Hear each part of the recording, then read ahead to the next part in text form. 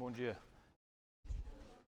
Pessoal, o plano hoje é a aniquilação em dois fótons, desenhar o diagrama, entender o negócio mais ou menos da conservação do momento, porque que são dois fótons, não um fóton, que teve uma observação muito bem feita pela pessoa que estava ali ontem, que acho que não está aqui agora. Que é aquele diagrama... Ah, não, está aqui, você. Você mudou de lugar. Não pode mudar de lugar, tem que ficar no mesmo lugar, senão fica difícil, brincadeira. Não, mas assim, você tinha comentado que aquele diagrama com um fóton não pode ser um diagrama real, porque eu tinha dito que tem que sair dois fótons na aniquilação elétron-pósitron, que é correto.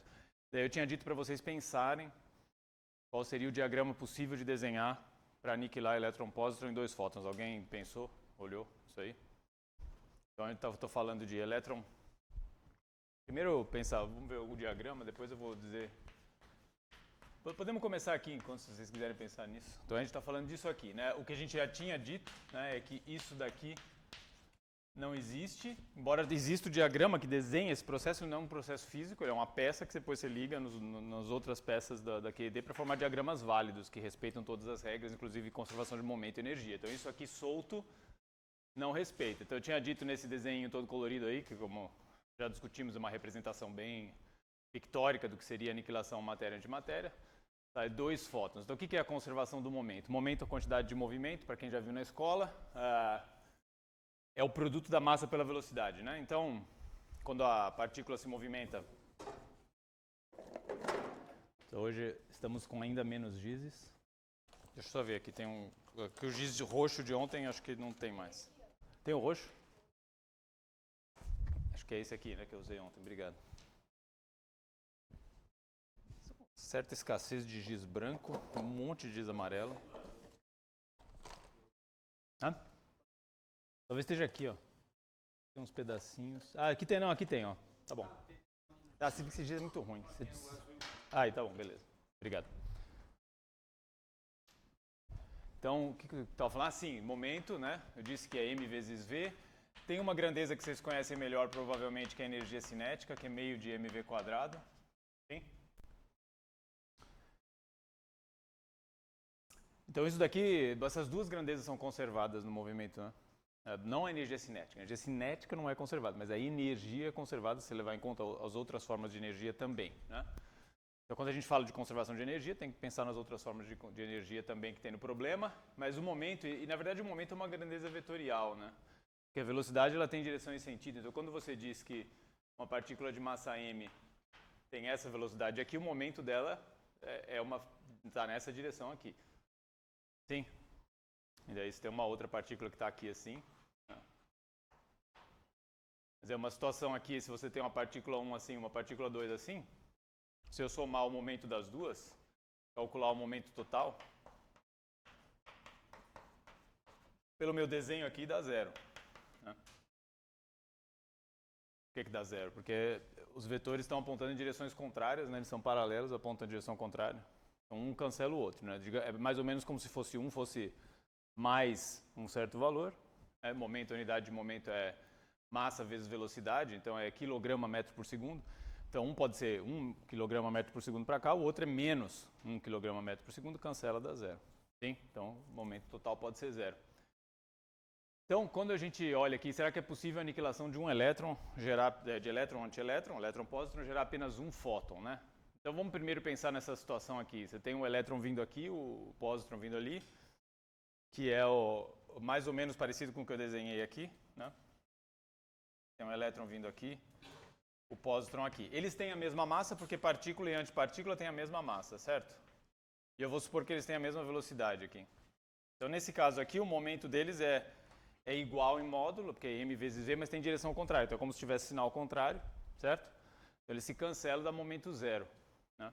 Dá momento zero. Então, é uma situação que você tem mv para um lado, menos mv, porque é o outro lado. E o momento total é zero. Sim? Aí você vai falar, então se eu emitir um fóton, né? Então eles vão sumir, certo? Eles vão sumir. O elétron e o pósitron vão desaparecer. Essa é a situação inicial. Essa é a situação inicial e a situação final é só um fóton. É o que você está tentando ver se é possível, né? Saiu um fóton aqui, certo? Aí a pergunta é, fóton tem momento? Fóton tem energia? Essa é a primeira pergunta, né? A resposta tem que ter, né?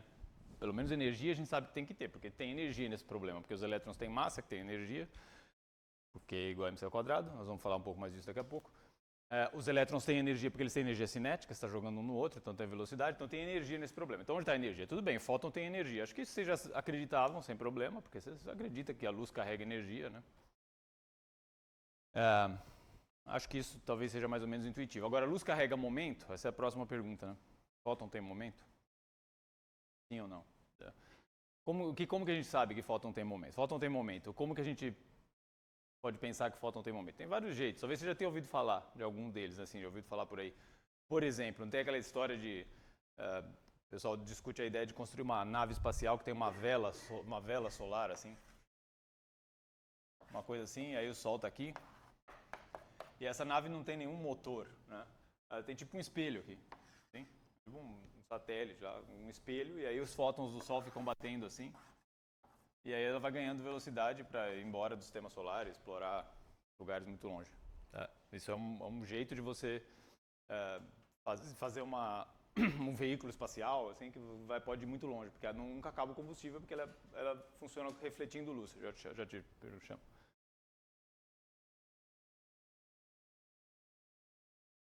Mais ou menos. O momento do fóton é a energia dele dividido por C, né? Porque o que acontece aqui, né? Veja, a energia, né? Energia meio de mv quadrado. Se você dividir uma energia por uma velocidade, vamos imaginar que você divida isso pela velocidade, fica mv, fica parecido com o momento, certo? Então, momento tem unidade de energia dividido por uma velocidade, né? E o momento do fóton é E dividido por C. Esse é o momento dele. Assim, não tem como provar isso aqui agora para vocês, mas ele tem momento. Eu estou querendo primeiro motivar o fato de que ele tem momento.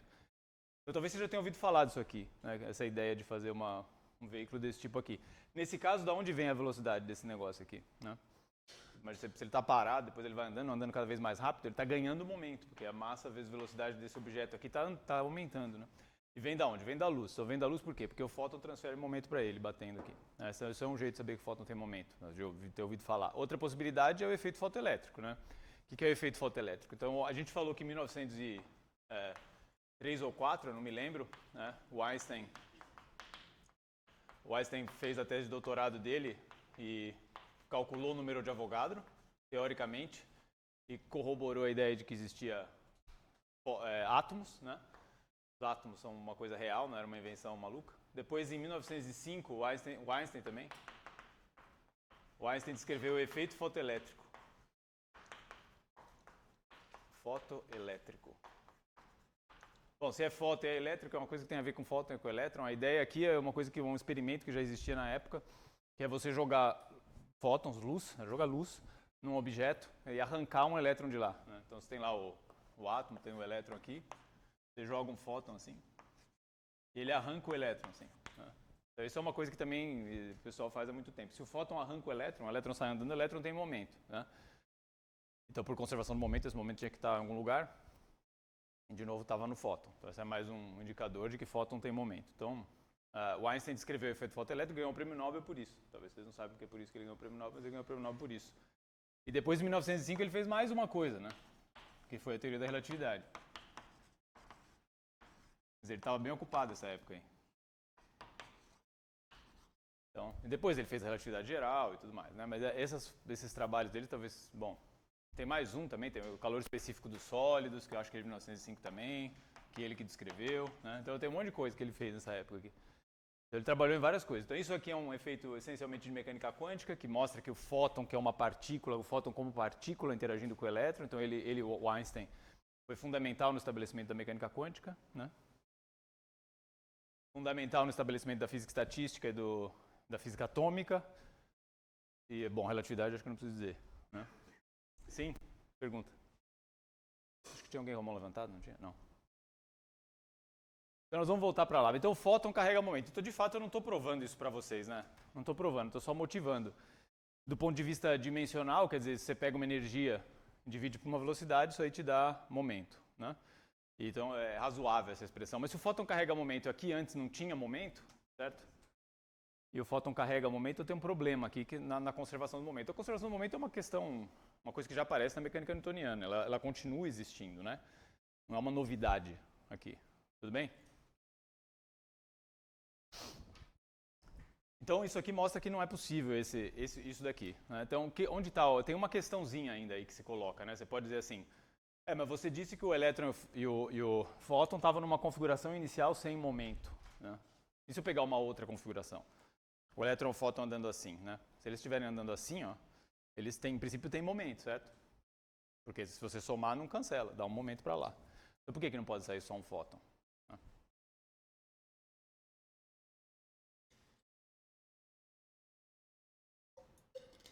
Então pode dar a impressão que eu fiz uma escolha específica que dá um resultado que não é verdade, ou que só vale nesse caso, né? Mas isso não é verdade, porque na verdade essa coisa de velocidade é sempre relativo, não existe velocidade absoluta fora da luz, não existe velocidade absoluta. Então você dizer que a gente, se eu disser que eu estou parado, né, você está parado, você está parado. Essa é eu estou falando, você está parado, mas isso é do meu ponto de vista, né? Se alguém te vir de fora da Terra, vai falar que você está se movendo, tem movimento de rotação, translação e tudo mais, certo? Então, eu dizer que eu estou parado com relação a você é sempre uma coisa relativa. Então, a velocidade é sempre relativa. Então, a velocidade daquele elétron, daquele pósitron, nunca é absoluta na velocidade deles, né? Então, você sempre pode mudar de referencial. Mudar de referencial é você olhar de outro ponto de vista, né, digamos. Então, se você vê o carro passando na sua frente, você vai falar que o carro tem velocidade V para a direita, mas se você estiver sentado dentro do carro olhando o motorista, você vai falar que a pessoa está parada com relação a você. Então, mudar de referencial é você olhar o mesmo problema de diferentes pontos de vista, que pode ter diferentes velocidades relativas.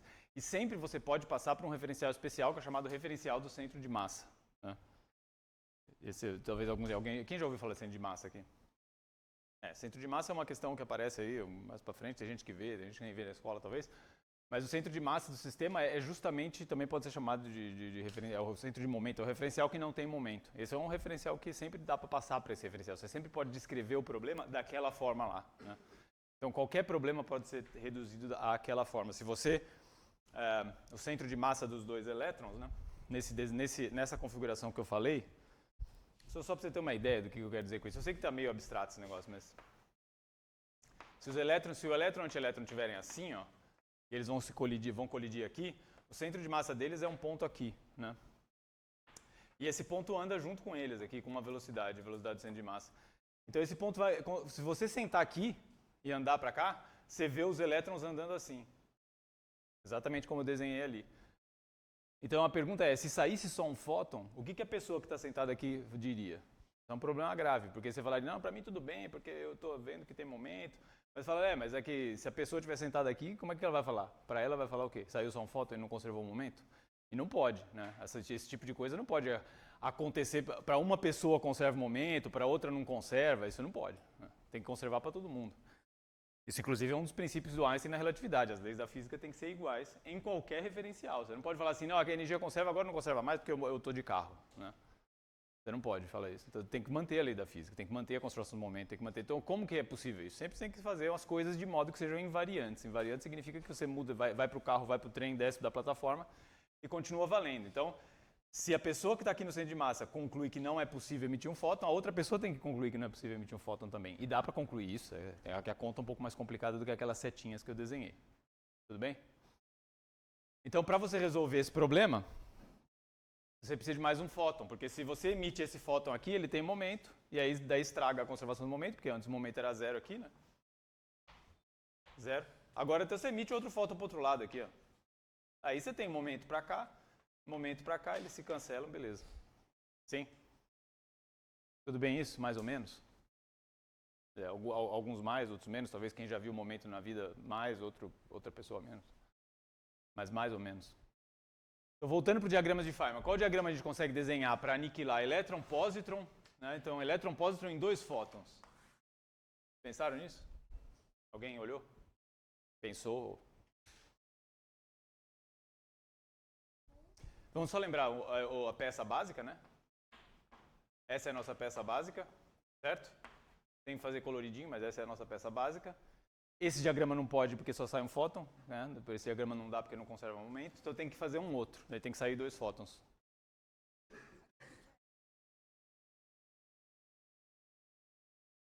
Assim. Onde que eu coloco o fóton? No meio, tipo assim? Mas daí o fóton não sai. Se eu fizer isso aqui, o fóton está preso, certo? Esse fóton aqui, ele não é um fóton real, ele não é um fóton que é emitido, que vai embora, que vai para o detector. Esse é um fóton, esse tipo de partícula que está ligada entre duas linhas é o que alguém já até perguntou. Essa é uma partícula virtual, né? A partícula virtual, ela nasce num pedaço de diagrama, morre no outro, então ela nunca chega no detector, né? Ela não vem de longe e não vai bater nunca no seu detector. Então são as partículas trocadas, essas responsáveis pelas forças. Então esse fóton aqui é um fóton virtual, ele é muito importante para que tenha força entre os elétrons, para que tenha espalhamento entre os elétrons. Mas esse fóton nosso aqui é um fóton real. Então a gente tem que ter um diagrama agora, isso talvez a gente não viu nenhum, por isso também que vocês não estão tendo muitas ideias, mas a gente tem que ter um diagrama que saia um fóton assim, certo? O fóton tem que sair do diagrama. Então vamos pensar um jeito de fazer isso, né? Então eu vou desenhar aqui um E-, né? Eu vou começar mais ou menos parecido, e um E+ aqui, certo? Então, agora a gente tem que fazer sair um fóton aqui e outro fóton aqui, certo? Para sair dois fótons. Só que a única peça que a gente tem é essa aqui. Então, a primeira coisa que você tem que fazer é dar uma entortada nessa peça aqui. Né? Você sempre pode entortar. Você pode entortar essa peça assim, ó. Certo? Pode entortar essa aqui, ó. Pega essa perna aqui, entorta um pouco, entorta essa aqui, é a mesma peça. Agora, se você pegar isso aqui, aí você consegue grudar aqui, né? Sim? Aí você usa essa peça aqui, ó, fecha assim, ó. Sim? Esse é o diagrama que dá a aniquilação de elétron-pósitron indo em dois fótons agora. Certo? E esse é um diagrama que conta como alfa na nossa contagem. Sim? Espera só um pouquinho, só desenhar uma seta aqui, tem que ser sempre uma seta contínua, assim. Diga.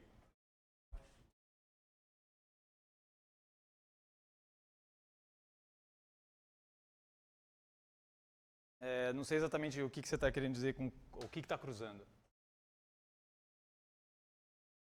Aqui? Assim? Não mudaria nada, você pode desenhar eles do jeito que você quiser, mas o mais normal é desenhar eles sem passar um por cima do outro. Se você passar um por cima do outro, pode dar a impressão que tem alguma interação entre os elétrons num ponto, aí pode ser que tenha. Alguma outra teoria, às vezes, tem esse diagrama. Você pode ter uma teoria que tem uma interação assim. Né? Nem toda teoria só tem. Essa aqui é na QED, mas você pode ter uma teoria que tem essa interação aqui. É possível, né? Então aí precisaria olhar o desenho que você está vendo. Tipo, outro dia lá no Coffee Break, você pode me mostrar. Tudo bem? Certo? Então essa é a aniquilação do elétron-pósitron em dois fótons.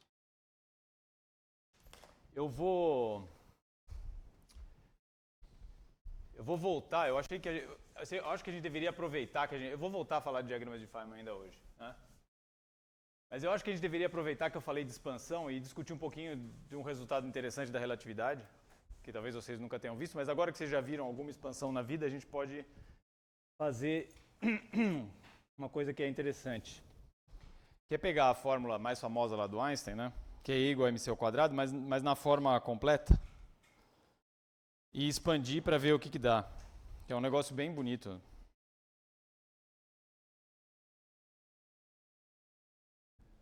Então eu vou fazer um outro exemplo de expansão, quer dizer, uma coisa um pouquinho mais matemática, depois eu volto a desenhar diagramas de Feynman.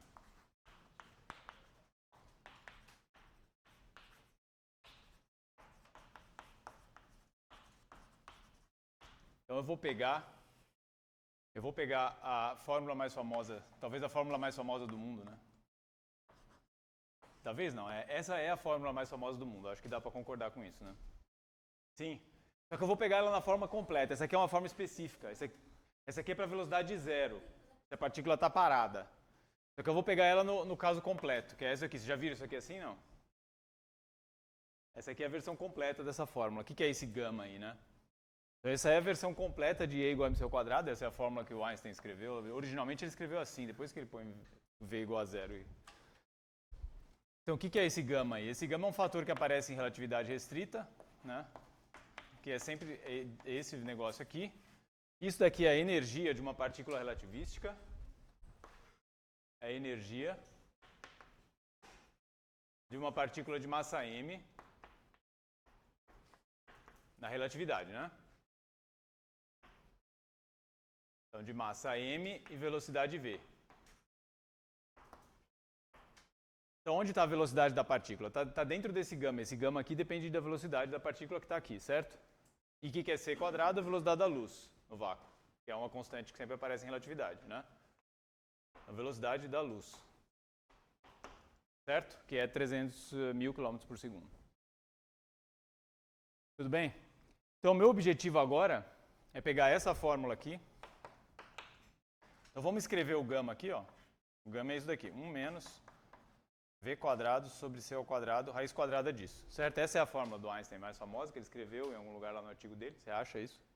Depois, se você coloca v igual a zero, a gente sabe que dá mc quadrado, né? E aí fica a raiz quadrada de 1, que é 1, aí fica mc quadrado. Mas se você tem velocidade, não é simplesmente E igual a mc quadrado. Por que não? Né? Porque E igual a mc quadrado é o caso da chamada energia de repouso, que é quando a partícula está em repouso, tem velocidade igual a zero, ela tem energia devido ao fato de ter massa. Né? Mas, se a partícula está em movimento, ela tem que ter energia cinética também. Né? Então, essa fórmula, ela condensa tanto a energia cinética relativística como a energia de repouso relativística. Está tudo aí dentro. Esse é o resultado da energia total, né, da partícula. E é legal você expandir isso daqui. Né? Então, o legal agora é a gente expandir isso daqui. Vamos expandir isso daí. Tudo bem? Então, para expandir isso daí, a gente precisa de outra fórmula de expansão. O que a gente viu, né, na última aula? A gente viu uma fórmula que a gente foi capaz de deduzir usando a fórmula da PG, né? Que era essa daqui.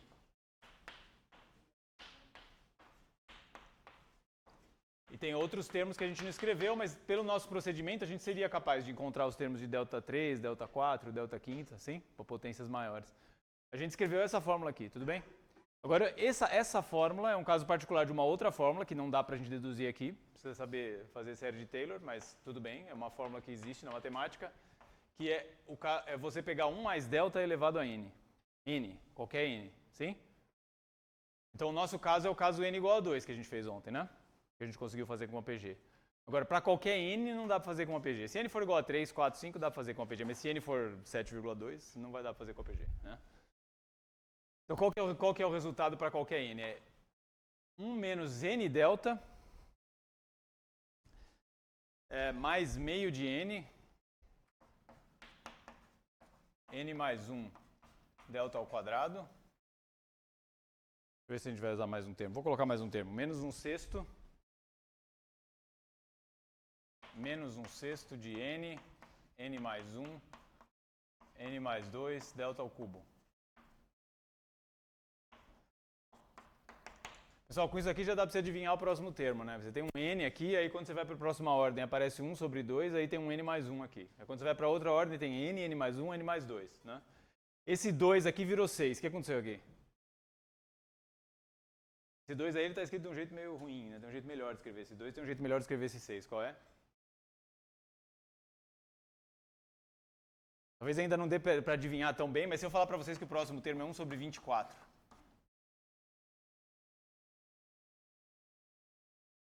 O que é esse 2, 6, 24? O que é isso? O que está acontecendo aí?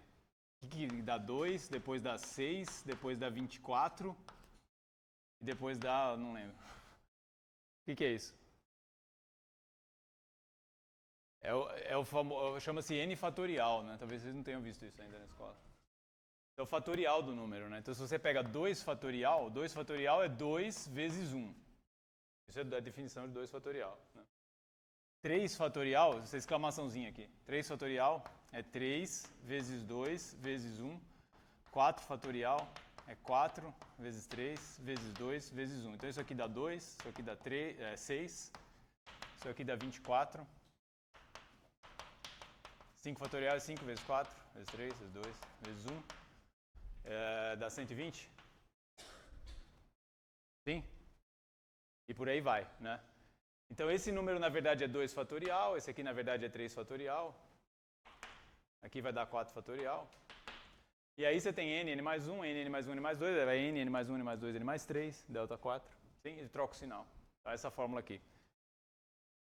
Então, esse é o resultado para qualquer n. Se a gente colocar n igual a 2, né?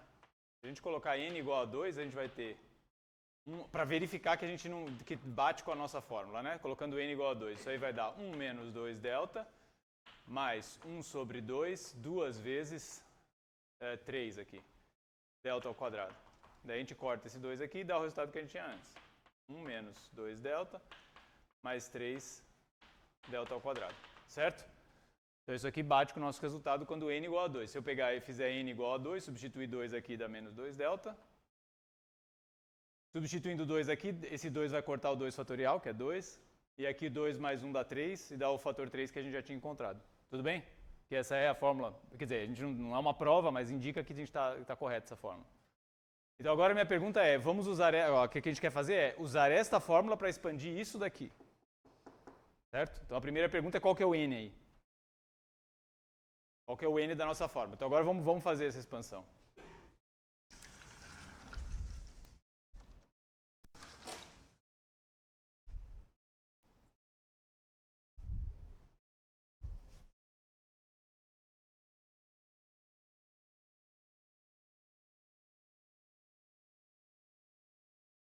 Vamos lá.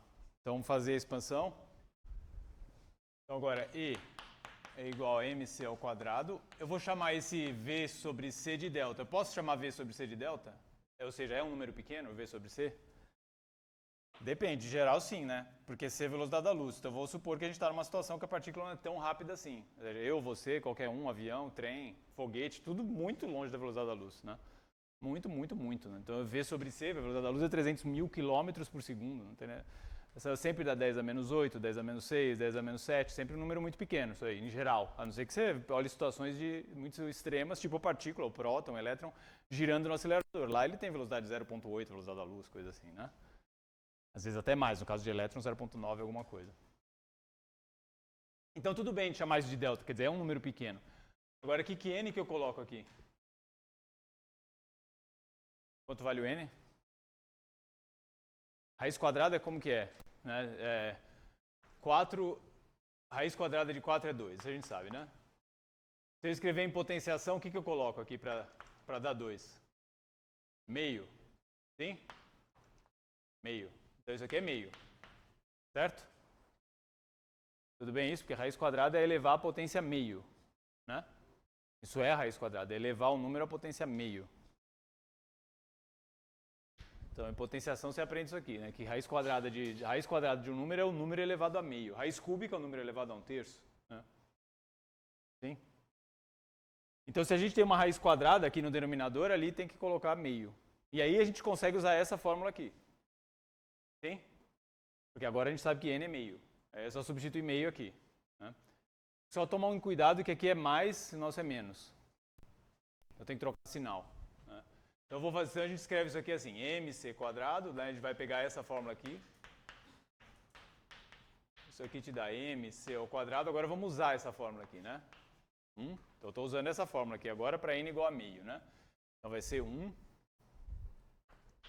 O n é meio. E tem o delta aqui, só que o nosso delta é menos o delta, então tem que trocar o sinal. Tem que escrever o delta ali, na verdade é um delta que é menos o nosso delta. Põe menos delta naquilo lá, troca o sinal. Tudo bem esse primeiro termo aí? Agora vamos escrever mais um termo. Então o próximo termo vai ser esse termo aqui, né? Então 1 sobre 2, n é meio, então também dá 1 sobre 2 aqui. Então eu tinha 1 sobre 2 aqui, agora tem n é meio, 1 sobre 2. Meio mais 1 quanto é? Meio mais 1 é 2 meios, né? 1 é 2 meios, 2 sobre 2, né? Então mais meio dá 3 meios. Delta ao quadrado, né?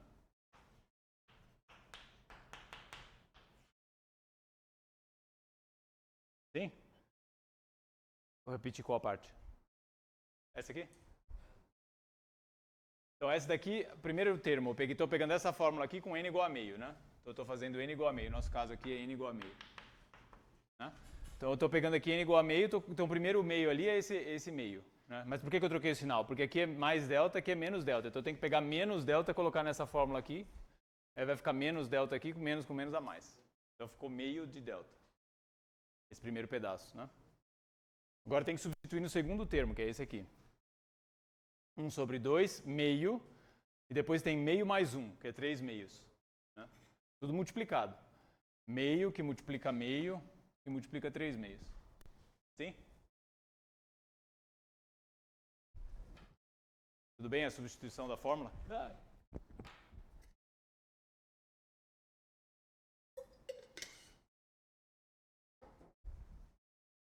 Então isso aqui está dando a energia ficou mc quadrado, multiplica 1 mais meio. Agora eu vou escrever o delta. O delta é v quadrado sobre c ao quadrado, né? Nosso delta.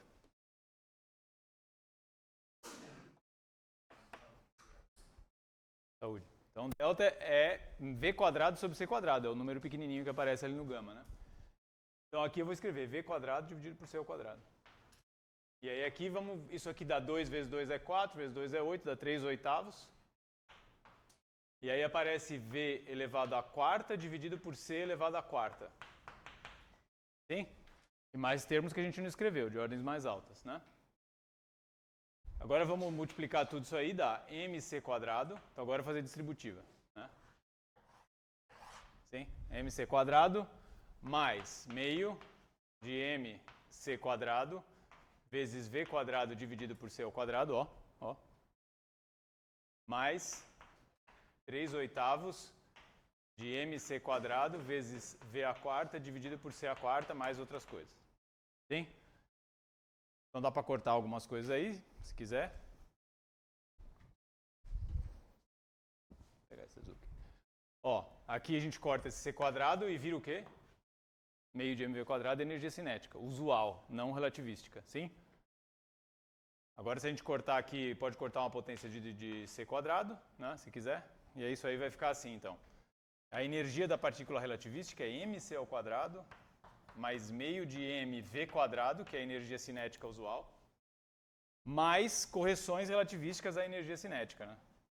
3 oitavos de m v à quarta sobre c ao quadrado e mais outras coisas, né? Então essa fórmula aí, ela tem um primeiro pedaço que não depende da velocidade. Então se você colocar v igual a zero, tudo isso aqui some, né? Porque tudo isso aqui vai depender da velocidade, todos esses termos. Então se v igual a zero, vão desaparecer. Esse daqui vai desaparecer, esse vai desaparecer, mas esse não desaparece, porque aqui não tem velocidade da partícula, né? Então essa aqui é a energia de repouso.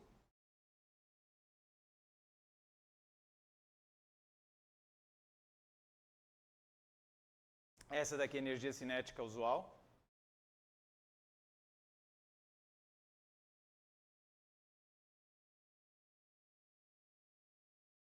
Pessoal, eu escrevi NR aqui. NR é não relativística, quer dizer, energia newtoniana, energia cinética newtoniana, né? E depois tem outros termos aqui, né? Esses termos aqui são correções relativísticas à energia cinética.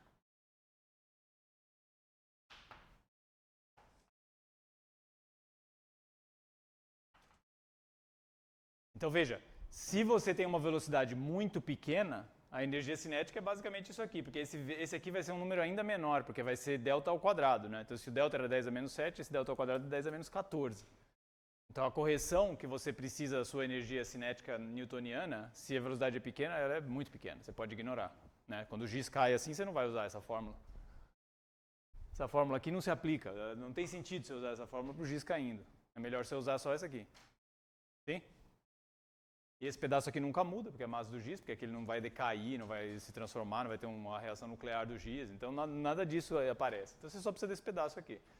Quando as velocidades são grandes, você faz reações, decaimentos e tal, aí é bom você precisa saber também da energia de repouso e precisa das correções à energia cinética. Certo? Então essa fórmula da energia relativística, ela contém tanto a energia de repouso da partícula, como a energia cinética e a energia cinética relativística, né? Que é isso daqui, mais o outro pedaço, mais o outro pedaço, mais o outro pedaço. Sim, dado como essa soma de pedacinhos, cada vez menores, né? Pessoal, nessa fórmula aqui também dá para ver porque que não dá para a partícula ter velocidade da luz, né? Nessa fórmula aqui, o que acontece se a partícula tiver a velocidade da luz? O que significa a partícula ter velocidade da luz? Colocar V igual a C, né? Você vai acelerando a partícula até a velocidade dela ser igual a C. O que acontece naquela fórmula? Dá o quê? Dá divisão por zero, que seria um negócio indo ao infinito. Você precisa de energia infinita para fazer a partícula chegar na velocidade da luz, né? Então aqui você vê que a velocidade da luz ela é um limite superior às velocidades das partículas com massa, não tem como, né? E as partículas sem massa, elas andam na velocidade da luz já, como o fóton, né? Então a velocidade da luz é a velocidade máxima. Sim? Pergunta aqui? Agora eu voltarei para diagramas de Feynman, se ninguém fizer nenhuma pergunta, tiver alguma.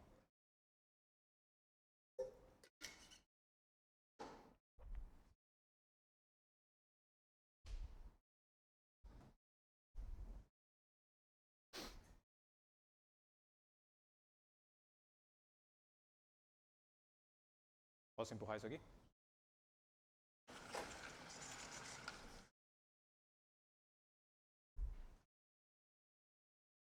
Bom, a gente viu ontem os diagramas de Feynman da eletrodinâmica quântica, que é a interação do elétron, do muon, do tal, com o fóton. Agora eu vou falar um pouco de diagramas de interação fraca, porque abre possibilidades diferentes, que são interessantes. Então eu tinha dito que a interação fraca é o que faz o decaimento do nêutron no próton, né? Que troca o sabor do quark. O Gastão deve ter falado hoje do sabor aí, eu vi que ele estava discutindo com alguém aqui. Sabores, né? Sabores é o tipo, quark U, quark D, né? Tipo de quark. Vamos ver as interações fracas, primeiro no contexto dos leptons. Né? Então, quais são os diagramas básicos das interações fracas? Né? Então, se a gente coloca isso, né, na teoria, a gente tem partículas novas e tem interações novas, né? Aquelas peças de Lego lá para você montar diagramas novos. Né? Então, a primeira partícula nova que aparece, a gente vai representar também por uma coisa tipo fóton. É o W, que pode ser mais ou menos. O Z, também, assim. Esse Z tem carga zero. É bom saber disso, para não errar o diagrama, né? Carga zero. Esse mais e menos é a carga, né? Então você tem o W de carga mais e tem uma espécie de anti-W que tem carga menos. Tudo bem? Então tem duas partículas novas. Agora, como que essas partículas interagem? Para você saber disso, tem que fazer teoria quântica de campos, escrever a teoria. Mas qual que é o resultado disso, né? Elas interagem da seguinte maneira. Então agora a gente tem que ver as interações. Então vou supor que os leptons continuam existindo, né? O muon, o elétron, tal, e neutrinos. Então o que o W faz? O W faz um negócio bem interessante, porque ele, se você pega o W menos aqui, ó, ele te permite fazer esse diagrama aqui. Então o W- ele consegue produzir o elétron e o antineutrino do elétron. O WZ são? Não, eles não são gluons, eles são, a gente chama também de bósons de gauge, né? Eles estão na categoria bósons de gauge, como os gluons e como o fóton, né? Então eles são os bósons de calibre, que chama em português. Gauge é calibre. As pessoas falam muito gauge, mas é calibre. Então esse nome, bóson de calibre, ele tem a ver com o jeito que você descreve a teoria. Então elas são as partículas, digamos, que fazem aquela história de intermediar a força, né? E a força fraca, nesse caso. Né? Então, essa é uma outra interação. Então, não é nem QCD, que é o gluon, nem QED, que é o fóton, é a força fraca. Então, aí os WZ são responsáveis por essa interação. E o W, em particular, ele tem esse poder interessante que é produzir partículas diferentes, elétron e neutrino. Sim? Isso é o que o W faz, que só ele é capaz de fazer. Não tem nenhuma outra partícula que vai fazer isso. Vai aparecer em decaimentos muitas vezes. Por exemplo, no decaimento beta do nêutron, que a gente viu, né? Depois a gente desenha os diagramas. Vamos desenhar os diagramas. Vou desenhar as peças básicas, daí eu vou sugerir algum decaimento e vamos pensar como que aparece, né? Muito bem, isso daqui, podemos fazer eles amarelos também, porque eles são bósons de gauge tipo fóton, né? E aqui tem também um pontinho que também conta como alguma coisa na nossa contagem lá, e é parecido com alfa aqui, né? Algo parecido com alfa. Raiz de alfa, né? É mais ou menos parecido. Quer dizer, uma coisa que também é pequeno quando você vai colocando mais pontinhos roxos, né? Só que ele pode fazer isso com o elétron, mas também com os outros leptons. Então poderia ser um muon aqui e poderia ser um antineutrino do muon. Poderia ser um tal, um antineutrino do tal. Então aqui tem 3 diagramas desenhados em um, né? Eu estou botando vírgula, quer dizer, eu poderia desenhar o mesmo diagrama com muon, o mesmo diagrama com tal. Tudo bem?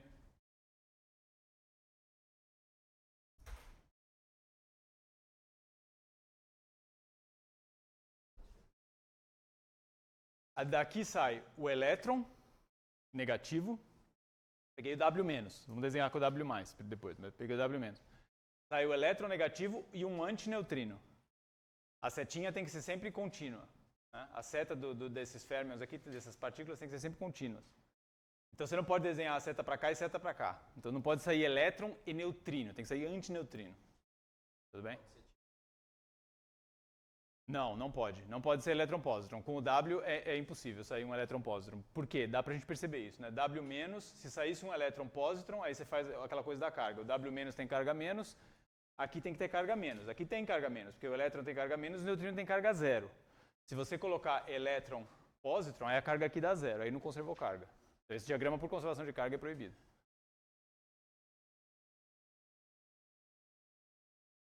Ele é meio que uma espécie de antipartícula dele mesmo, digamos, né? Na verdade não é, porque tem uns números quânticos que mudam. As partículas que têm carga zero também têm antipartículas. Algumas delas são antipartículas delas mesmas, dá para dizer assim, e outras têm antipartículas que trocam outros números quânticos, não só a carga elétrica, né? Então o neutrino, a gente pode pensar que o neutrino, eu vou dizer uma coisa, tem uma coisa chamada número leptônico, né? Então os leptons têm conta 1, e os antileptons contam -1. Isso é importante, porque tem que manter o número leptônico conservado também. Eu vou escrever isso. Mas então, se você não tem lepton aqui, tem que ter uma coisa com resultado de não ter lepton desse lado. Não ter lepton significa ter lepton e antilepton, aí aniquila o caráter leptônico dessa coisa.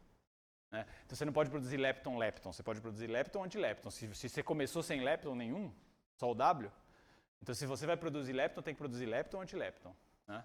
Só que não pode ser elétron anti-elétron, porque daí daria carga zero e esse negócio aí, o W tem carga menos. Né? Mais alguma pergunta? Então, esse é uma das interações, mas tem outras, né? Você poderia pegar o W+. Qual que é a diferença se você pegar o W+, agora? Carga positiva. Deixa eu só desenhar assim, para ficar mais parecido, vou mudar essa setinha. Lembrando que a seta tem que ser sempre contínua. Vai ter que ser com carga positiva, então agora vai ter que produzir antes, né? Ó, antes, sim? Antielétron, anti-muon, anti-tal, que todo mundo tem carga mais. E agora eu produzo o que aqui? O neutrino mesmo, não o antineutrino. Aqui tem que produzir o neutrino mesmo, porque ele está com a seta apontando na direção do tempo. Esse é o neutrino mesmo, não é o antineutrino. Sim? Então ficou antielétron, neutrino do elétron, anti-muon, neutrino do muon, anti-tal, neutrino do tal. Ou, no W-, elétron, antineutrino do elétron, e por aí vai. Sim? E tem o Z também, né? O Z ele é um pouco menos... Ele é interessante também, mas ele não faz essa coisa de mudar o Z, a carga é zero, né? Pode escrever um zerinho ali para lembrar que o Z tem carga zero. Então, se o Z tem carga zero, né, se eu colocar um elétron aqui, eu não posso colocar neutrino aqui, né? Não tem como, porque se eu colocar neutrino, aí vai violar a conservação da carga, né?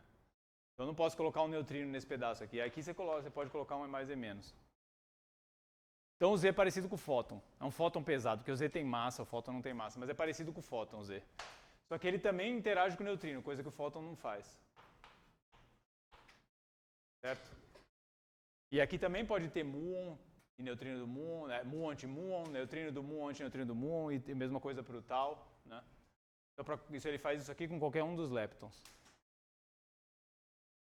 Isso aqui conserva a carga elétrica, né? Aqui é zero, aqui é zero.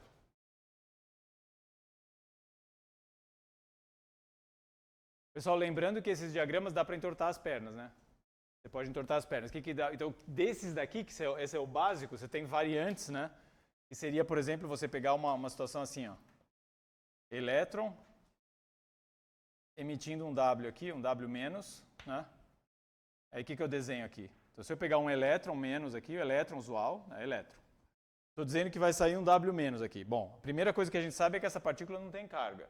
Porque se aqui está em carga elétrica, a carga elétrica foi para cá, aqui não pode ter carga elétrica nenhuma, senão não vai conservar a carga elétrica. Né? Então essa partícula tem que ser uma partícula sem carga. Então você olha esse desenho aqui, o que eu estou fazendo aqui? Né? Eu estou entortando esse diagrama aqui, entortando ele, pensando que é o elétron que está entrando aqui, está saindo um W, tem que sair um neutrino aqui. Né? Tem que sair um neutrino. Veja, se você vira a perna, o neutrino pode virar um antineutrino, vira um neutrino assim, né? Porque aí a seta dele está na direção correta, né? Sim? Está na direção do tempo. Então, se eu estou virando esse diagrama aí, meio de ponta cabeça, aí vira elétron, neutrino aqui. Não, é neutrino. É neutrino, porque eu entortei aquela perna. Veja, por exemplo, se você entortar essa perna assim, ó, aí tem que ser neutrino aqui. Porque aí essa seta está na direção do tempo. Então esse diagrama também pode. O neutrino vem, o W vem, gruda nele e sai um elétron. É permitido isso também.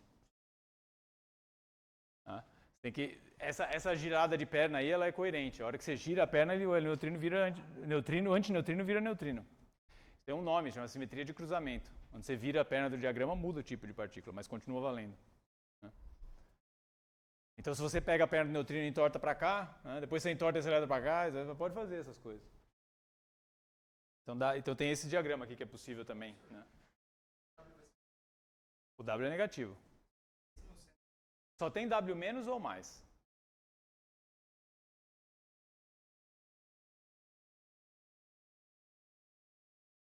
Mas pra ter.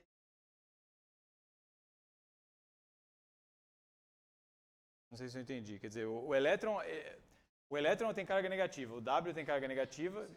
Esse elétron ele é uma partícula, certo? Ele não é uma antipartícula, ele não é um antilepton, ele é um lepton. Então, se o elétron desaparece, tem que manter o caráter leptônico disso aqui. Então tem que ter um lepton, não pode ter um antilepton. E a seta no diagrama desse tipo, a linha cheia, sempre tem que ter uma seta contínua. Nunca existe seta apontando para a mesma direção. Veja todos os nossos diagramas, a seta sempre faz um caminho, assim, ó. Todos os nossos diagramas, a seta sempre faz um caminho. Nunca tem seta apontando na mesma direção. Então, se o elétron está vindo para cá, a seta tem que ser assim. Não tem jeito. A gente poderia pensar um outro diagrama, por exemplo, um antielétron, assim, que se transforma num antineutrino. Agora tem que emitir um outro W aqui, né? Que é o W+. Para a carga mais que estava aqui e parar aqui. Aí o antineutrino não tem carga. Esse aí também pode. Isso aí é você entortar esse diagrama, mas entortar bastante. Você entorta, depois você espelha, né? Mas é isso.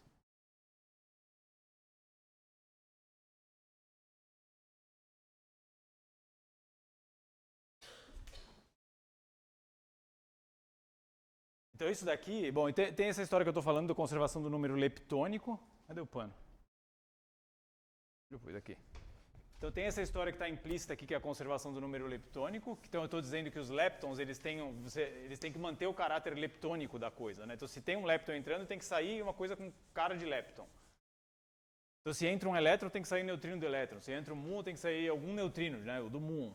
Porque tem que manter o caráter leptônico. Então tem duas conservações aí. Uma é o número leptônico.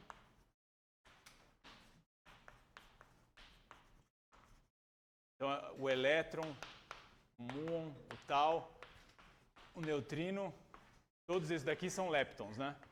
Então, eles têm esse número leptônico igual a 1, digamos. E aí você tem todos os antes. Vou botar isso aqui, L, significa todos os leptons. Tem número leptônico menos 1. Né?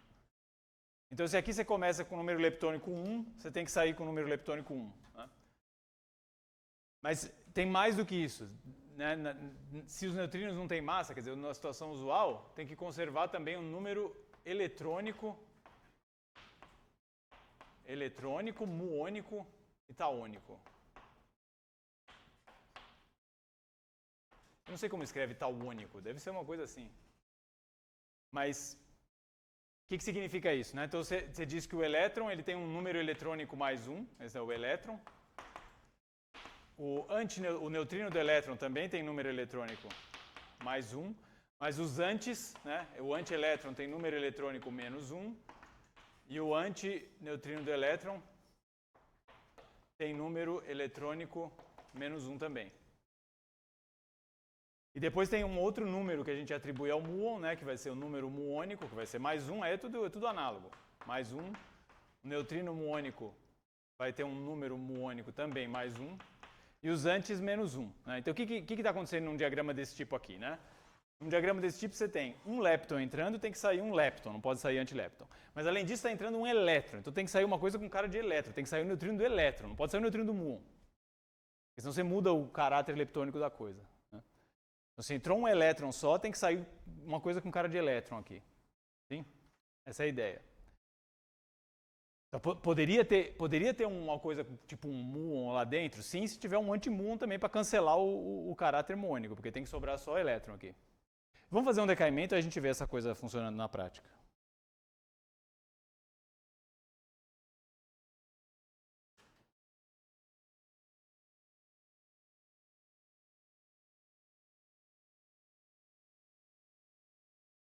Vamos fazer o decaimento do muon. Então, o muon é uma partícula instável, né? Pessoal, como que a gente sabe que o muon é uma partícula instável? Bom, você pode falar, medir no laboratório, ele desapareceu. Tudo bem, isso é verdade. Mas é do ponto de vista dessa teoria que a gente está discutindo aqui, né? Como que a gente sabe que o muon vai ter que ser uma partícula instável? A partir do momento que eu ligo essas interações, elas passam a ser possíveis.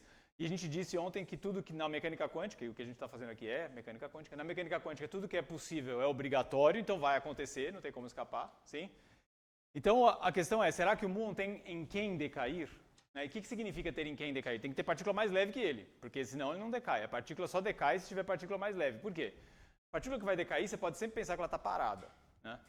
Por que você pode sempre pensar que ela está parada? Tem partícula que está andando por aí, não tem? Tem, mas só que você pode ir no referencial dessa partícula. Você pode botar, se a partícula está andando, você pode imaginar que ela está num carro, você está sentado do lado dela. E ela vai ter que decair da mesma forma. Não dá para decair para uma pessoa e para outra, ela continua existindo para sempre. Isso é uma contradição que é inaceitável, né? Então, se ela vai decair, ela vai ter que decair. Ela pode demorar mais num referencial ou no outro, mas ela tem que decair. Então, mesmo que você sente do lado dela, ela vai decair. Então, pensa na partícula como se você estivesse sentado do lado dela, portanto, ela não tem velocidade. Então, a partícula está lá parada, né? O muon lá. Está parado. De repente, ele deixa de existir. Esse é o estado inicial. Estado final não tem mais muon, mas tem que sair alguma coisa para cá. Sair pode ser uma, pode ser duas, pode ser três, pode ser quatro, mas vai sair alguma coisa assim, né? Uma coisa só não dá, né? Sair andando é impossível, porque conservação do momento, porque se ele está parado não dá para sair uma pessoa andando para lá. E aí teria momento, né? Mas duas dá, porque aí dá para cancelar o momento. Três também dá, porque você pode cancelar o momento das três. 4, 5. Então o muon desaparece e sai umas partículas andando para cá. Aí a pergunta é, tem partícula mais leve que o muon para ele decair? A gente viu ontem que o muon tem uma massa 200 vezes maior que a massa do elétron. Então o muon pode decair no elétron, né? E que mais? Só elétron? Não, os neutrinos vão aparecer no processo. Mas neutrino não tem massa, então é meio que de graça. Sim? Então, o processo de decaimento do muon é muon indo em neutrino do muon mais elétron antineutrino do elétron. Esse é o decaimento do muon. O decaimento do muon em elétrons. Vai, você. O elétron não decai. O elétron não é porque ele é elementar. O muon também é elementar. Não tem estrutura nenhuma, mas ele decai. O muon decai porque tem uma partícula mais leve que ele para ele decair, que é o elétron. O elétron é uma partícula estável. Ele nunca vai decair. Por quê? Porque não tem para onde ele decair. Porque não tem nenhum decaimento que conserve tudo que tem que conservar. Número leptônico, energia, carga, momento. Né? Não tem nenhum decaimento que dá para desenhar. Que é possível. Todos são proibidos. Então o elétron é estável. Só tem duas partículas estáveis. O elétron e o próton. Então, basicamente, tudo se transforma em elétron, próton e fóton no final, né? É isso que acontece. Todas as partículas do universo, no final, viram isso, né? Se esperar infinito, vai acontecer isso. Pelo menos é o que a gente imagina. O próton é estável se ele estiver isolado, né? Se ele estiver dentro do núcleo é um pouco diferente. Mas se ele estiver isolado, ele é estável também. Então, por quê? Aí é por conservação do número bariônico. Porque você tem um caráter de bárion lá e tem que conservar no modelo padrão, não tem para onde ele ir. Mas o resto, todas as outras partículas decaem. Então, o muon decai, o tal decai, o pion decai, o nêutron decai, todo mundo decai.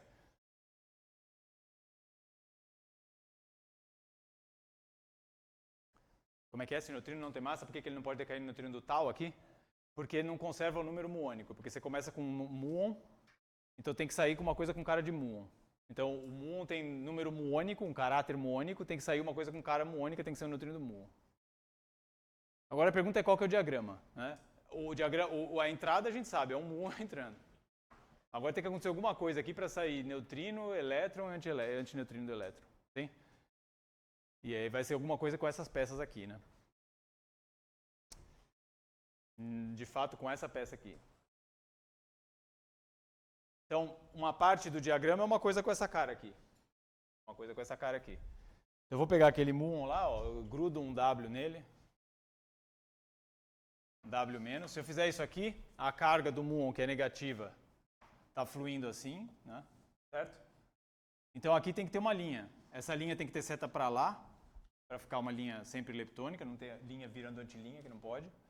Olha, a seta tem que ser sempre contínua, tem que ser um fluxo contínuo na seta, assim. O que não existe é uma coisa assim, ó. Isso daqui não existe, certo? Isso daqui não existe, porque aqui as setas batem. Isso não dá para desenhar. Então tem que ter uma coisa assim. Nos diagramas com o W, se você produz muon, você vai produzir neutrino do muon, né? Nunca vai produzir do elétron, porque senão estragaria, não conservaria os números lá. Você tem o muon se transformando no neutrino do muon e emitindo um W menos. Tem que ser menos, porque o muon tem carga menos, né? Sim. Agora a gente tem que grudar o resto aqui. Agora tá fácil, né? Porque agora é só pegar esse pedaço aqui, ó, elétron, antineutrino do elétron. Sim? Você desenha aqui, ó. Um pouco em cima ali. Elétron, antineutrino do elétron. Sim? Então é esse desenho aqui. E dá para fazer também com o tal também decai, né? Também tem um decaimento do tal. O tal decai em muons, por exemplo. Então o tal vai decair no neutrino do tal, muon, antineutrino do muon. Então esse muon aqui, esse aqui é menos do muon, né? Então tal vai no neutrino do tal, muon, antineutrino do muon. Esse desenho, o diagrama de Feynman para esse decaimento é basicamente igual ao que a gente acabou de desenhar, né? Só troca os rótulos de partículas. Então você tem um tal entrando agora, tem um tal entrando, ele vai emitir o W aqui. Aqui vai sair o neutrino do tal. Vou desenhar tortinho aqui para não encavalar as linhas. A gente pode desenhar torto esse aqui, vai ficar melhor. Desenhar assim, ó. Isso aqui não muda nada. Lembra que diagrama de Feynman não é um desenho do que está acontecendo. É melhor não botar a linha muito perto para não confundir. Então é melhor inclinar aquela linha lá. Então fica assim, né? Então esse é o diagrama com a interação fraca que te dá o decaimento do muon. Como é que está a conservação da carga nesse negócio aí, né? Então vamos pensar as conservações aqui, ó. A carga ela sai andando assim, desce para cá e faz assim, certo? Então a carga está aí, se conservou. Carga menos, saiu carga menos. Aqui tinha caráter muônico nesse problema, então aqui no estado final tem que ter caráter muônico. Aqui tem caráter muônico? Tem, porque tem neutrino do muon. E o W não é muon, não é elétron, não é nada. No estado final, você tem muon, elétron, antielétron. Então o caráter eletrônico é cancelado, porque é elétron, antielétron. Um tem número 1, outro tem número menos 1. Então se cancela. Então fica uma coisa com caráter muônico que sai com caráter muônico, então nesse ponto de vista está ok, sim? Então agora no caso do tal, a gente vai ter o tal, que vai decair em neutrino do tal, e aí aqui a gente gruda o muon e o antineutrino do muon. É basicamente a mesma coisa, né? Não tem diferença. Essencialmente a mesma coisa. Então o tal também decai. Só que tem mais uma possibilidade, que dadas as regras que a gente discutiu aí, tem mais uma possibilidade de decaimento do tal. Qual é? Em elétron. Aqui eu grudei muon, anti-muon, muon, antineutrino do muon. Eu poderia grudar um elétron aqui. Isso também é permitido, né? Porque o tal é bem mais pesado que o elétron. Ele também pode decair em elétron. Pode decair em muon ou em elétron, tanto faz. O muon pode decair só no elétron. Se você tentar grudar um tal aqui, não vai poder, porque o tal é mais pesado que o muon. Aí não dá.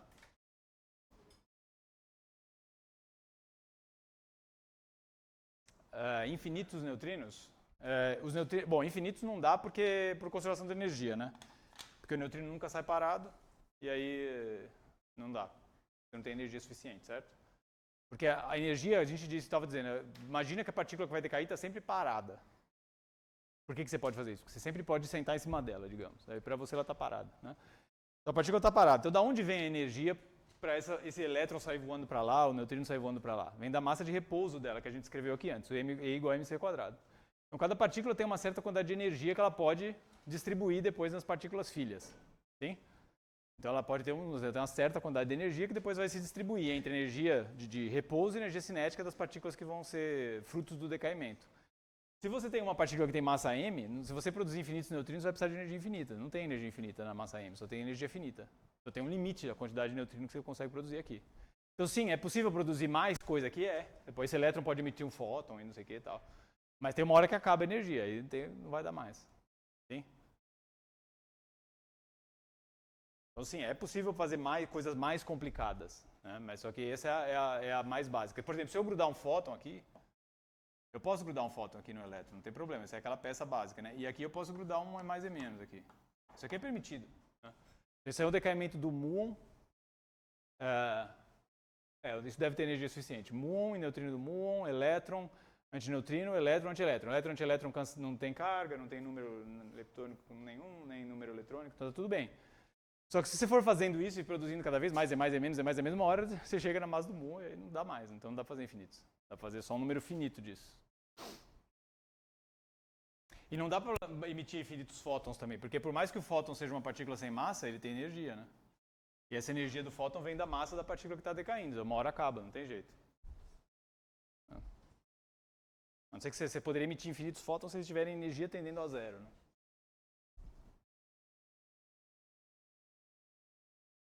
Certo? Então vamos falar um pouquinho de quarks para terminar. Então os quarks são as partículas que têm mais uma interação, além da fraca e da eletromagnética. Então veja, o elétron e os neutrinos, tal, eles interagem tanto eletromagneticamente, quer dizer, com o fóton, principalmente o elétron, o neutrino não tem carga, né? Ele não enxerga o fóton, não gruda no fóton. Mas o elétron, o muon e o tal, eles interagem com o fóton, porque tem carga elétrica, menos 1 para partícula, mais 1 para antipartícula. Mas eles também interagem fracamente, eles têm as interações com W, essas daqui, né? W e Z. Mas tem uma outra partícula, que é o quark, que além de interagir com o fóton, porque tem carga elétrica, além de interagir com o W e com o Z, tem um outro tipo de carga, que é a carga de Corr, que o Gastão estava falando hoje, que permite com que ele interaja com mais uma partícula, que é o gluon, né? Mais uma interação fundamental. Ele tem mais uma, ele sente uma força a mais. É a única partícula que sente as três forças, não tem mais nenhuma, né? Então, os quarks têm carga elétrica. Tem carga elétrica, então interage com o fóton.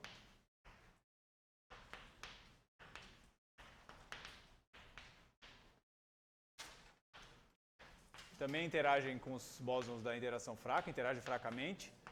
E tem carga de Corr, né? Essa cor aqui, bem entre aspas, né? Põe quantas aspas você quiser aí.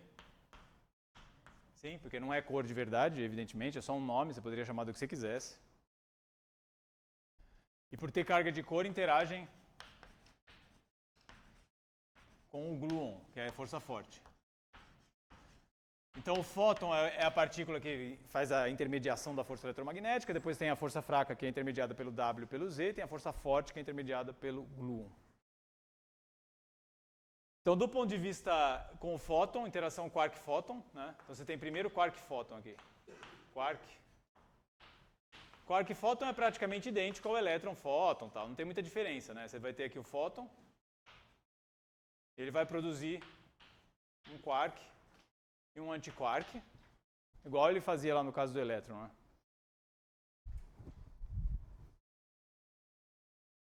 Porque a interação é a mesma, porque todo mundo tem carga elétrica, eles sentem do mesmo jeito, não tem diferença. Tá, o nosso único giz roxo, exemplar de giz roxo, desapareceu. Vai com esse aqui. A única diferença é que aqui aparece com relação ao elétron, aqui você tem que colocar um fator para multiplicar pela carga do quark, né? Porque a carga do elétron é sempre 1 ou menos 1, a carga do quark nunca é nem 1 nem menos 1, é sempre uma fração, 2/3, menos 1/3, isso aí, né? Tem que colocar isso aí só para lembrar que é um pouco mais fraco. Porque se o elétron interage com um fator 1, o quark interage com 2/3 ou menos 1/3, então ele é um pouco mais fraco a interação dele, porque divide por 3 ou multiplica por 2/3. Então também pode, torcendo esse diagrama aí, você vai ter coisas do tipo assim também, né? Isso aqui também pode, simplesmente virando essa perna, assim. Qual? Esse? Essa é a carga do quark, digamos, né? É a carga em unidades de carga do pósitron, né? Então a carga do quark, quer dizer, pode ser mais 2/3 ou menos 1/3, né? Porque alguns quarks têm carga mais 2/3 da carga do... mais 2/3, quer dizer, desculpa, mais 2/3, né? Então a carga do quark, a carga do elétron, a gente diz que é menos 1, certo? E a carga do pósitron a gente fala que é mais 1. A carga do quark U, quark U, quark D, assim, né? A carga do quark U é mais 2/3, essa daqui é menos 1/3, né? Então esse é mais 2/3 do que seria a carga do pósitron, menos 1/3 do que seria a carga do pósitron. Então a gente escreve 2/3 ou menos 1/3. Então está supondo que o resto é igual ao elétron e ao pósitron, né? A única modificação é que você divide por 3 ou coisa assim.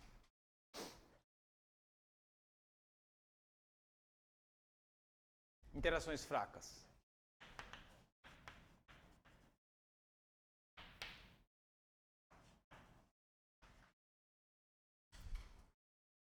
Então, interação fraca com o W, né? Então, o W, lembra que o W ele produzia um elétron e um neutrino? Agora ele vai produzir um... lembra que quando a gente discutiu o modelo padrão, a gente desenhou assim o elétron e o neutrino do elétron, assim, né? E o W ele produz elétron antineutrino. Então agora, analogamente, ele vai produzir quark e antiquark assim. Né? Então se você vem com o W aqui, um W, por exemplo, um W+, ele vai produzir aqui um quark e aqui um antiquark. Então aqui pode ser, por exemplo, o quark U e aqui vai ser um antiquark D. Então o W ele é capaz de produzir quarks de sabores diferentes. Sabor é o tipo do quark, né? Se é U, D, C, S, T, B. Então ele vai produzir uma coisa que tem quarks de sabores diferentes. Não vai ser assim todo U anti-U ou D anti-D, que é como o fóton. No fóton sempre aqui vai ser U anti-U, D anti-D, porque é o mesmo quark. Por que tem que ser o mesmo quark aqui? Conservação da carga. Esse aqui a carga é zero, aqui tem que ser carga zero. Então se você coloca um quark U aqui, você é obrigado a colocar um anti-quark U aqui, para a carga dar zero.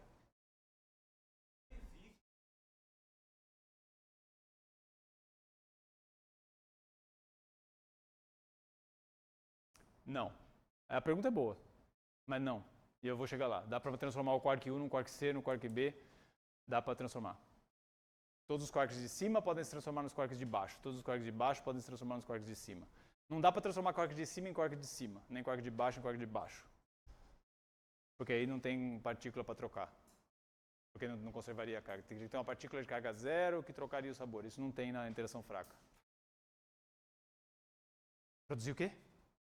Próton. Seria um bárion com outros quarks. Existem uma infinidade de bárions, quer dizer, partículas de 3 quarks, que são formadas por outros sabores que não é o UD, e não recebem o nome de próton. Aí tem um monte. Né? Aí tem o lambda, o cascade, não sei o que, o ômega, um monte. Né? Então, você pode ter o US, o UC, o USS, aí tudo isso aí vai dar um bárion novo. Uma massa diferente, com carga diferente, propriedades diferentes, spins diferentes. Sim?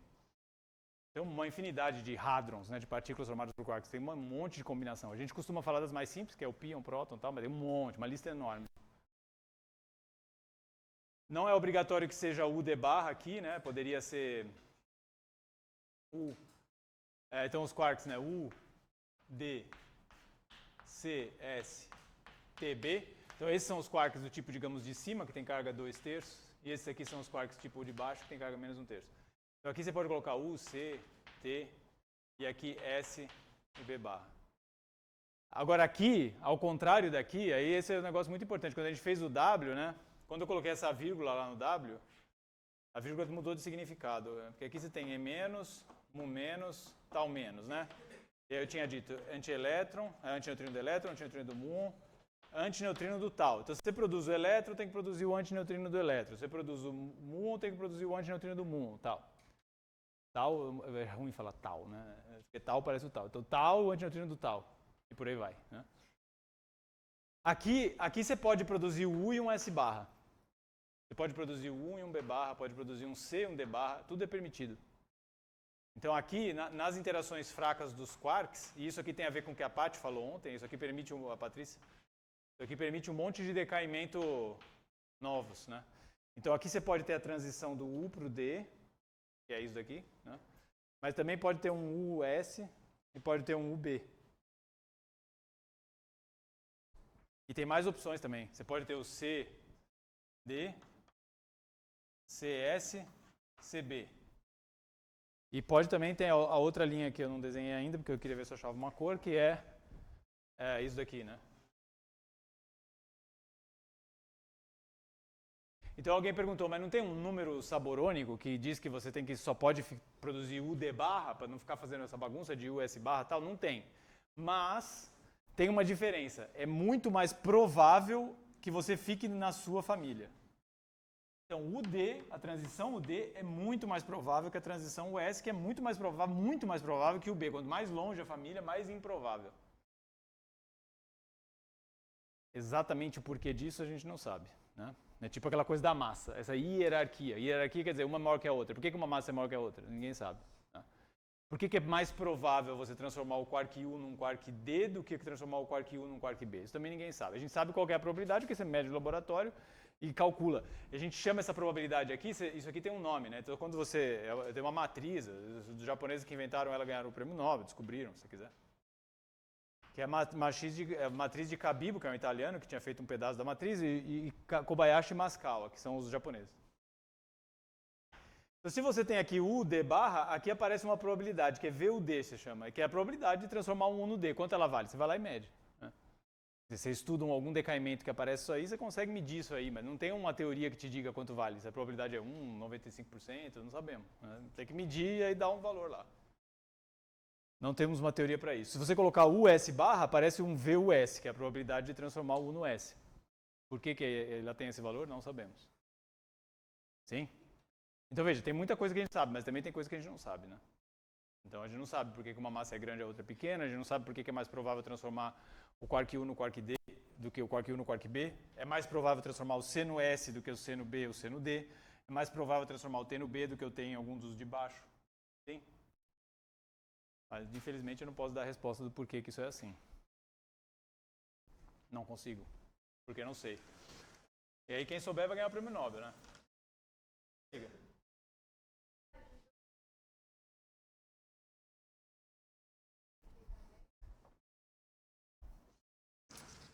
Ela não é igual, não é igual.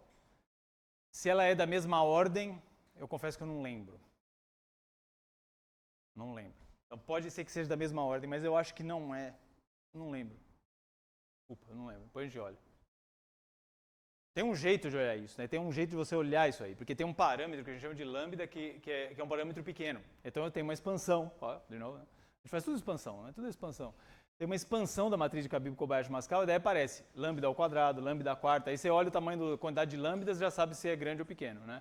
Você tem que olhar a parametrização da matriz de Cabib-Kobayashi-Mascal, que é a parametrização de Wolfenstein. Lá tem um monte de lambda. Se eu olhar essa matriz, eu vou ver lá e falar aqui, ó, lambda quadrado, lambda à quarta, você já sabe qual é maior e qual é menor. Mas eu não lembro decor, isso daí. Desculpa. A Paty talvez lembrasse, que ela trabalha com os decaimentos desses mesmos aí.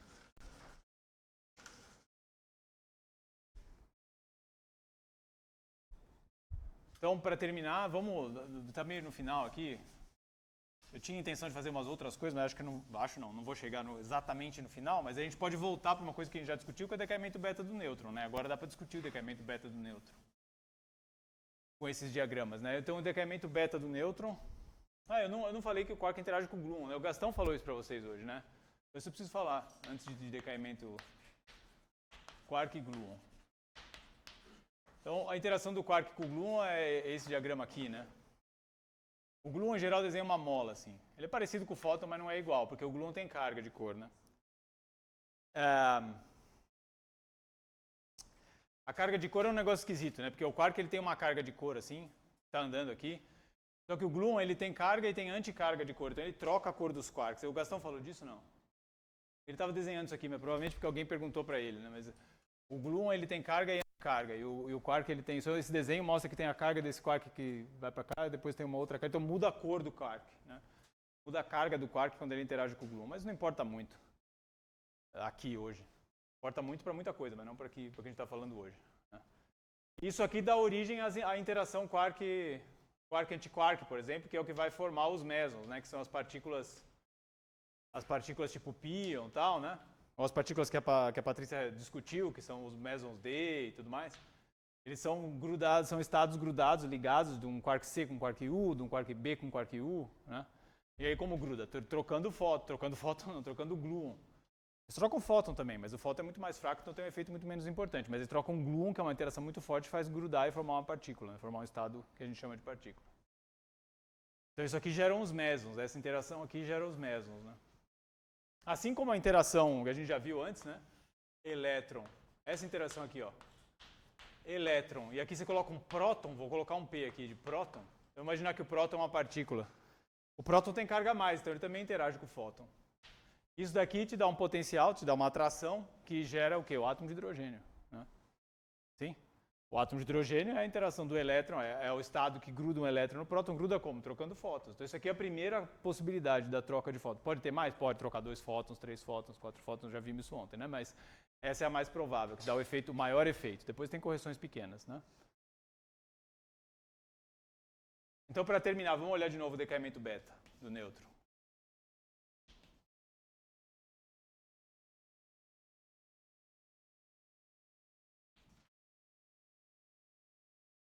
Então precisa lembrar o que é um nêutron, né?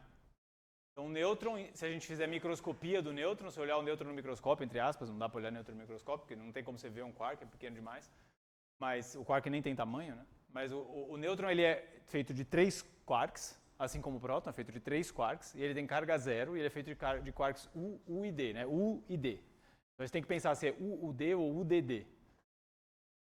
O quark U tem carga mais 2/3, e o quark D tem carga menos 1/3. Então, a gente tem que fazer um estado com carga elétrica zero. Então, se a gente pegar um quark U, a gente precisa de 2 quarks D para cancelar a carga. Então, o nêutron ele é UDD. E ele vai se transformar no próton, que é UUD. Tá? Então tem que ter uma transformação de sabor, tem que ter um D se transformando em U. Para se transformar um D num U, a gente sabe que é obrigatório que tenha W envolvido. É o W que gera esse tipo de coisa, né? Então esse diagrama aqui, esse diagrama que tem o W aqui, ele permite que você tenha o U e o D aparecendo. Então vai ter que ter W. É obrigado. Então qual que é o decaimento beta do nêutron, né? É nêutron indo em próton, elétron, antineutrino do elétron. Né? Então, do ponto de vista de carga aqui, você tem carga zero, o próton tem carga mais, o elétron tem carga menos. Né? Então, dá carga zero, o neutrino não tem carga, tá ok. Ponto de vista de conservação de número eletrônico, aqui não tem elétron nenhum. Aqui tem elétron e uma coisa que tem cara de antielétron, que tem o anti-número eletrônico, então também não tem número eletrônico, então tá ok também. Do ponto de vista de energia, aí para saber se isso pode ou não energeticamente, você tem que saber a massa do nêutron, a massa do próton, a massa do elétron. Né? E esse processo é possível, porque a massa do nêutron é maior que a massa do próton. É um pouquinho maior, mas ela é maior. Ela é maior exatamente o suficiente para fazer isso acontecer. Né? Então o processo contrário, que seria o próton indo no nêutron, não acontece, porque não tem energia, porque o próton é mais leve que o nêutron, daí não tem como, a energia não pode surgir.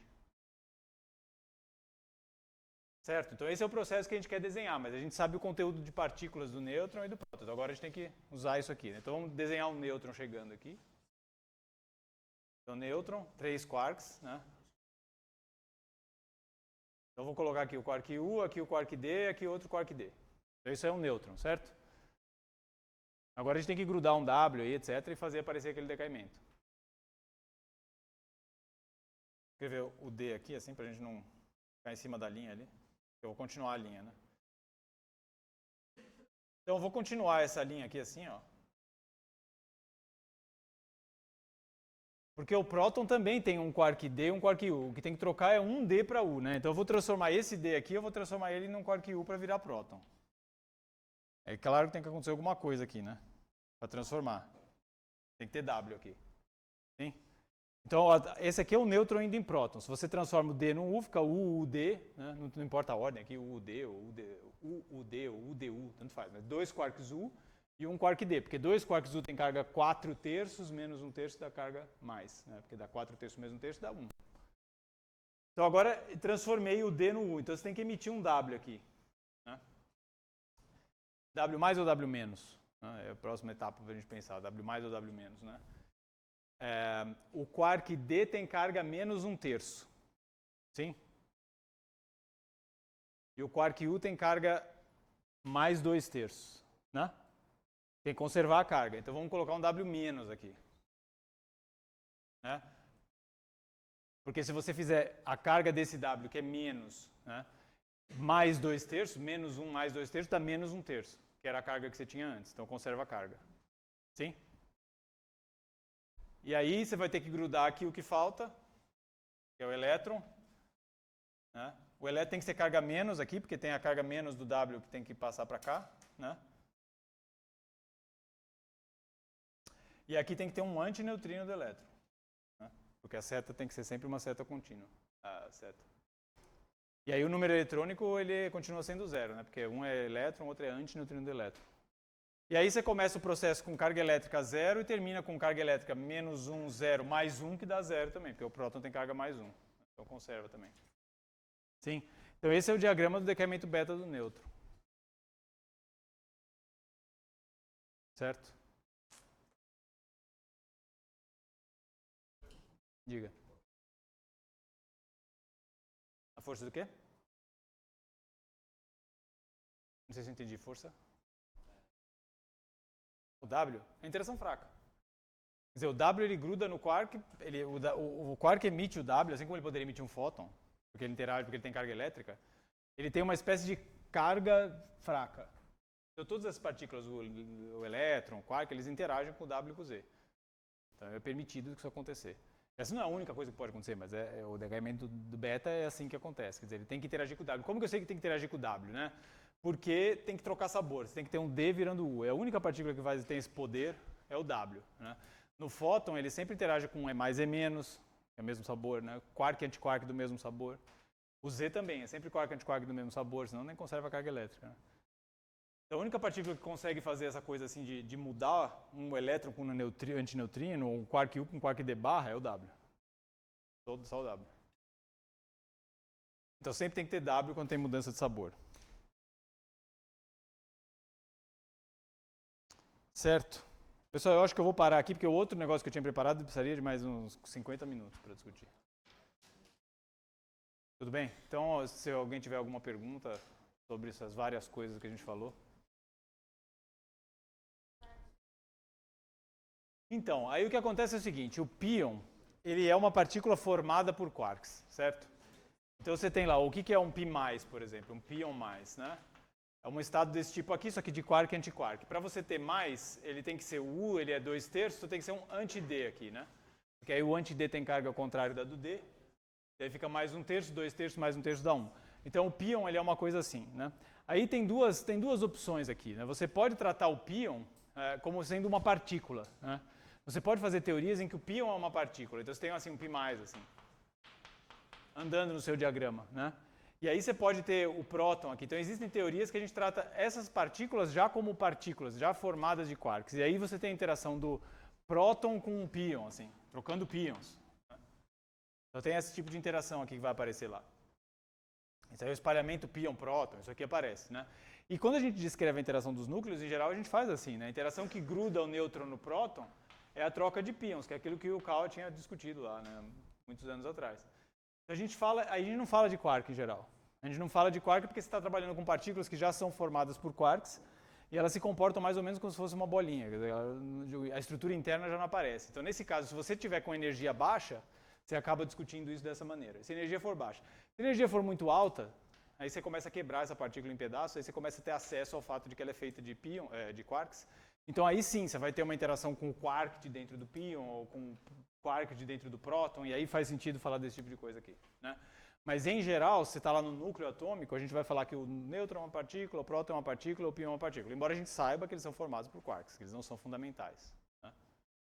Então, tem interação, sim, em princípio, por exemplo, de um fóton com um quark que está dentro do próton. Tem essa interação, né? Essa é uma coisa muito importante, inclusive, para a gente estudar o próton, né? Mas se o fóton tiver pouca energia, você pode imaginar que ele interage simplesmente com o próton como uma bolinha. Se ele for muito energético, ele consegue enxergar o que está dentro do próton. Isso tem a ver com um negócio chamado comprimento de onda, né, que é o fato de que o fóton energético, ele tem menos energético, ele tem um comprimento de onda longo. O fóton mais energético tem um comprimento de onda bem curto no espectro eletromagnético, né?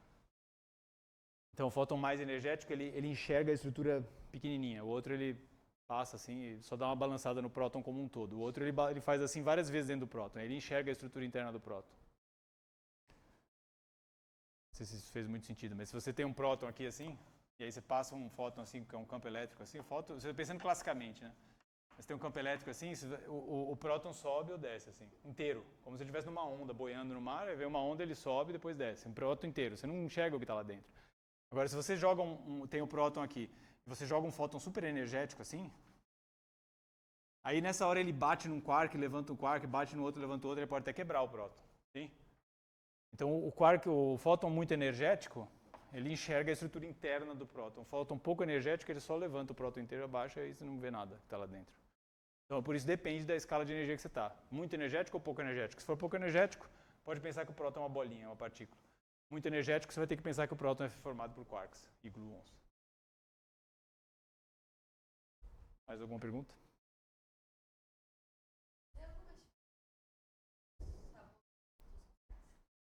A diferença é a massa, né? Todos os quarks que estão em cima, naquela tabelinha, todos os quarks que estão em cima, U, C e T, são muito parecidos, eles têm carga 2/3, têm a mesma carga de cor e tudo mais, mas eles têm massa muito diferente, né? Então a massa do quark U é muito pequena, Eu disse para vocês que a massa do muon é 200 vezes a do elétron, a massa do tal era 3.500 vezes a massa do elétron, quer dizer, é muito diferente, mas aqui a diferença é muito mais radical ainda. Aqui você tem 10 megaelectronvolts e aqui você tem 173 gigaelectronvolts. Então tem ordens e ordens de magnitude de diferença, 10 a quinta vez maior, coisa assim. Então o top é uma partícula, o T é uma partícula extremamente pesada. É a partícula elementar mais pesada que a gente conhece, ele é mais pesado que o Higgs. Por que isso é assim, ninguém sabe. Né? Na hierarquia de massa, ninguém sabe. Mas essa é a diferença, é a massa.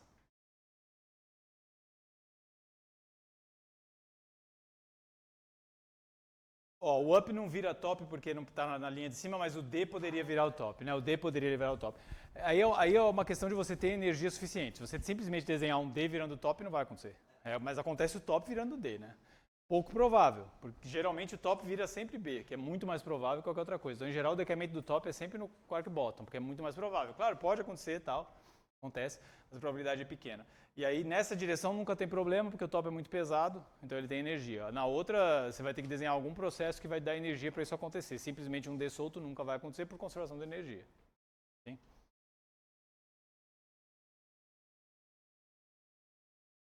E radiação. A radiação, por exemplo, alguns núcleos, né? Em alguns núcleos, isso aqui acontece, né? Você tem alguma situação desse tipo, que pode ter um nêutron transformando no próton e aí emitindo um elétron menos. Então, isso é uma emissão de radiação beta, né? Tem 3 tipos de radiação nuclear, né? Radiação nuclear, quer dizer, aquele tipo de... O que é radiação? Emitir alguma coisa, né? Mas tem coisas bem diferentes que você pode emitir. Tem radiação alfa, que é um núcleo de átomo de hélio, que é 2 prótons e 2 nêutrons. O núcleo decai e emite esse conjunto de núcleo de partícula alfa, carregado 2+. Essa é uma radiação nuclear, que é um núcleo atômico, levinho até, e que é muito fácil de barrar, porque ele é gorducho, então ele vai parar na sua roupa. Se você jogar a radiação alfa, a sua roupa já vai ser suficiente para parar. Depois, radiação beta são esses elétrons que saem nesse caso aqui. Então, a força fraca é fundamental para a radiação beta.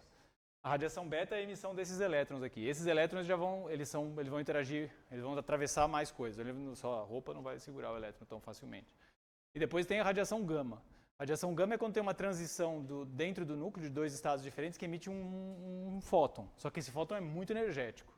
Então ele está além do raio-x, né? É um fóton desse tipo aqui, ó, que é muito energético. Então esse fóton, se ele entrar na sua célula, ele pode destruir seu DNA, né? O DNA da célula. Isso pode gerar mutações, certo? Ele destrói a célula porque ele é muito energético. Então, se você pega o césio e tal, eles têm emissão de raio gama. Né? O césio 137 tem emissão de raio gama. Tem uma transição lá que emite gama. E aí esse gama, ele é principalmente se você estiver perto, né? Porque tudo isso aí cai com o quadrado da distância e tal. Então, mas se estiver perto, ele é perigoso, né? Então, por isso que no acidente de Goiânia foi muito perigoso, porque as pessoas encostaram na pele, teve gente que acabou ingerindo porque estava contaminada a mesa onde a pessoa estava comendo. Daí é gravíssimo. Se você come um pedacinho de césio, morre. Porque o negócio entra no seu corpo e destrói tudo, né? Agora, se tiver uma pastilha de césio aqui, se você tiver aqui, tudo bem, você não ficar muito tempo. Quando você está no laboratório, na graduação, você mexe com pastilha de césio lá. Né? Você não pode guardar ela no bolso e ficar o dia inteiro com ela no bolso, né? Porque aí você vai tomar uma dose muito alta. Mas se ela tiver lá e de preferência deixa sempre longe de você, né? 1 metro já cai bastante, 2 metros cai para o quadrado da distância. Então já é 4 vezes menos do que se você tiver 1 metro de distância da pastilha. Então, se tem uma pastilha de césio lá, você está fazendo algum experimento, você está mexendo no computador, põe o computador aqui. Aí já cai bastante. Não fica em cima, assim, põe ela aqui e fica lá assim. Aí é uma má ideia. Né? Tira uma mão. Aqui?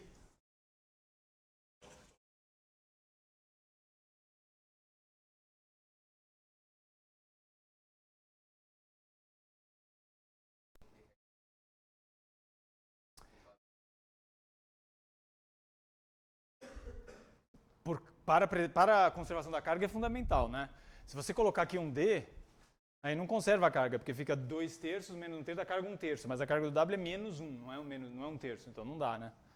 Então é fundamental. Mas além disso tem essa regra, que sempre é assim, né? A linha fermiônica, ela sempre tem que ser uma coisa contínua. Se eu colocar 2 partículas assim, eu posso ter errado uma seta em algum lugar, mas se eu colocar 2 setas para o lado temporal, aí não dá para fazer uma linha contínua. Teve algum lugar que eu desenhei seta errado?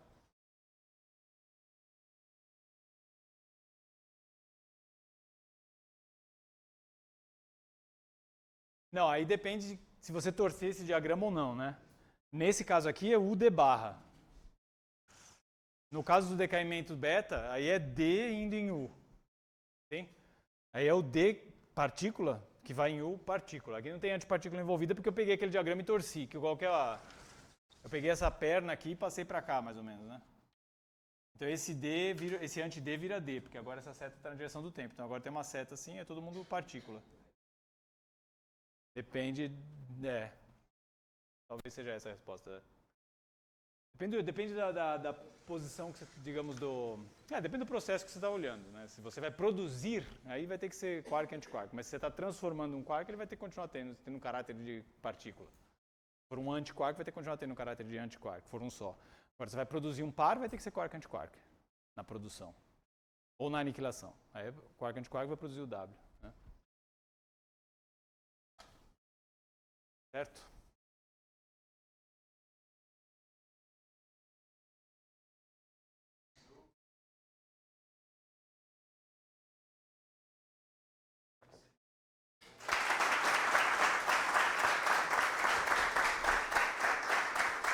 Obrigado. Nada.